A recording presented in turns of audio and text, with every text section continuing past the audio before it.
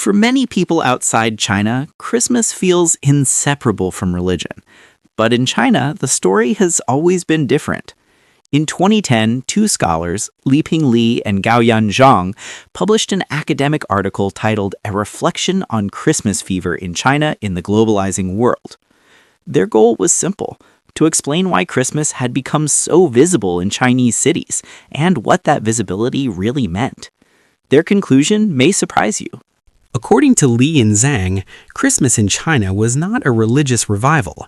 It was a secular, commercial, and cultural phenomenon driven by globalization. For most Chinese people, Christmas had little to do with Christianity. It was about shopping, decorations, socializing, and atmosphere. Santa Claus appeared not as a religious figure, but as a marketing symbol. Christmas, they argued, functioned more like a lifestyle event, especially popular among young people in urban areas. This was what they called Christmas fever. Crucially, the authors rejected the idea that China was being culturally invaded. Instead, they argued that China was selectively absorbing global culture. Foreign festivals were not adopted wholesale. They were reshaped, stripped of original meanings, and adapted to local consumer culture. In this sense, Christmas in China was already Chinese Christmas, localized, commercialized, and detached from its religious roots.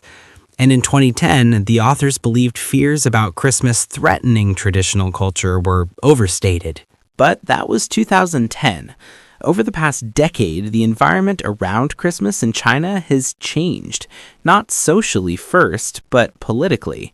In recent years, Christmas celebrations have increasingly been curtailed in public and institutional spaces, particularly schools and some retail environments. Not because people stopped celebrating, but because the meaning of foreign festivals has been reevaluated by authorities. In several provinces, schools have issued notices banning Christmas decorations, gift exchanges, or themed activities. Students were told not to celebrate Christmas on campus. Teachers were instructed not to organize Christmas-related events.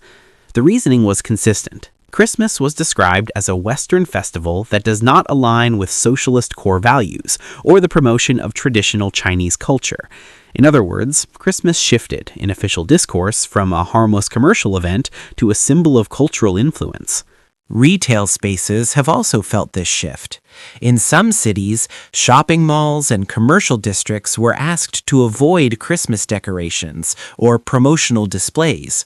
Merchants were discouraged from emphasizing Christmas themes, even while year-end sales continued under more neutral branding. What changed was not consumption, but symbolism. So why did this shift happen? The answer lies in developments that postdate Li and Zhang's article. Since the mid-2010s, Chinese policy has increasingly emphasized cultural confidence. This concept promotes pride in Chinese traditions and cautions against excessive admiration of foreign cultural symbols. At the same time, religious regulation has tightened. Even secular festivals with religious origins are now viewed more carefully when they carry foreign symbolism. Christmas, once framed as harmless fun, became caught in this broader ideological recalibration.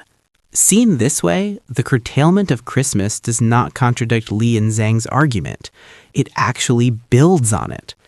Their article showed that Christmas in China was never about religion, and precisely because it became such a visible cultural symbol, it later attracted political attention. What began as consumer culture eventually intersected with questions of identity, values, and national narrative. Today, Christmas in China still exists. Friends still exchange gifts. Restaurants still host seasonal promotions.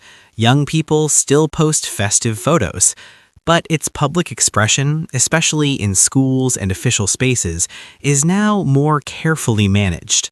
The story of Christmas in China is not about celebration or suppression alone.